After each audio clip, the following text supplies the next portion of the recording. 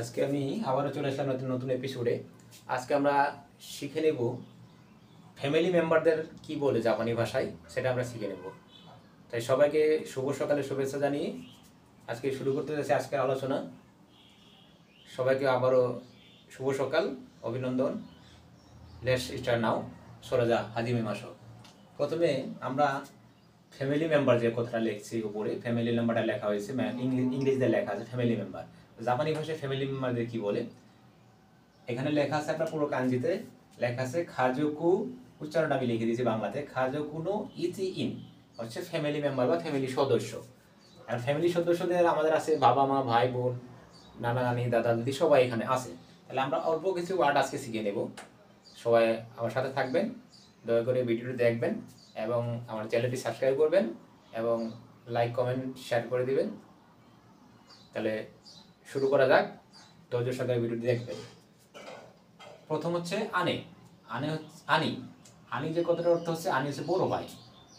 আমি উচ্চারণটা লিখে দিয়েছি এখানে, বাংলায় উচ্চারণ আনি। আনি হচ্ছে অর্থ হচ্ছে বড় ভাই, ইংরেজিতে হচ্ছে এল্ডার ব্রাদার। তারপর হচ্ছে আনে, কাঞ্জিতে লেখা আছে আনে, উচ্চারণটা আমি লিখে দিয়েছি হিরাগানাতে। আনে, আনে হচ্ছে বড় বোন মানে এল্ডার সিস্টার।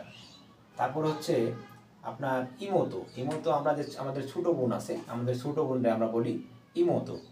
এই ইমোতো হইলো উচ্চারণটা হচ্ছে ইমোতো, হিরাগানাতে ইমোতো লেখা আছে, আপনার বাংলাতে হচ্ছে ছোটো বোন বা younger sister. Younger sister, younger sister. যাই হোক, এরপরে হচ্ছে আমরা সাধারণত বাবা মা বলে থাকি, বাবা মা বলে থাকি। জাপানি ভাষায় আপনার বাবা বলে হলো চিচি। চিচি, চিচি হচ্ছে আপনার বাবা বা পিতা, বা ইংরেজিতে হচ্ছে ফাদার। ঠিক আছে। তারপরে আমরা মা বলে থাকি, মা। মা কথাটার অর্থ জাপানিতে বলে হাহা। হাহা হচ্ছে মাতা, মা বা মাদার ইংরেজিতে। এরপরে আমরা উপরে শিখলাম যে আনি মানে বড় ভাই। এখানে আমরা শিখলাম আনিসান, এখানে লেখা আছে আনিসান। আনিসান মানে হচ্ছে বড় ভাই, কিন্তু এখানে একটা সমস্যা আছে। আপনারা আনি সান বলবেন কখন? আপনার নিজের ভাইকে বলবেন আনি। অন্যের ভাই, অন্যের যদি কেউ থাকে, অন্যের ভাই থাকে, তাহলে বলবেন আপনি আনি সান, বড় ভাই, অন্যের বড় ভাই আর কি। এরপরে যদি আপনার আনে সান থাকে, তাহলে আপনার অন্যের, আনে হলো বড় বোন, আনে সান মানে হচ্ছে অন্যের বড় বোন। অন্যের বড় বোনের বলার ক্ষেত্রে আপনি বলবেন আনে সান। ঠিক আছে। আবারও আমি এই বাকি যে 8টি ওয়ার্ড আছে আমি আবারও একটু রিভিউ করে দিচ্ছি, আপনারা আবার দেখে নিন। প্রথমত হচ্ছে খাজুকু। খাজুকু কাজিতে এখানে লেখা আছে খাজুকু নো ইচি ইন মানে ফ্যামিলির মেম্বার, মানে ফ্যামিলির সদস্য। আমাদের ফ্যামিলিতে সদস্য থাকে, যেমন বাবা মা, ভাই বোন, চাচা চাচি, মামা মামি, খালা খালি, খালা খালু, এগুলি থাকে। ঠিক আছে। তারপরেও আমরা এখানে অল্প কিছু ওয়ার্ড শিখে নিব, যেমন আনি। আনি এখানে কাঞ্জিতে লেখা আছে আনি।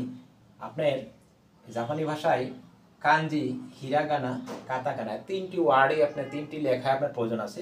3টি ওয়ার্ড ছাড়া কিন্তু জাপানি ভাষা সম্পূর্ণ হয় না।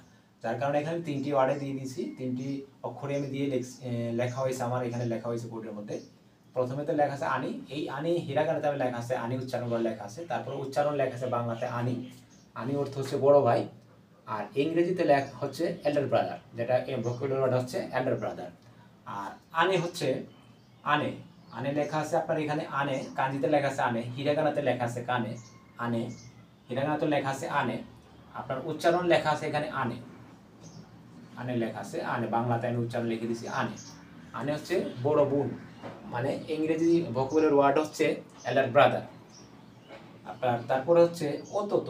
অতত কাঞ্জিতে লেখা আছে অতত, হিরাগানাতে লেখা আছে অতত, বাংলাতে আমি উচ্চারণ লিখে দিয়েছি অতত। অতত মানে ছোট ভাই বা ইয়ঙ্গার ব্রাদার।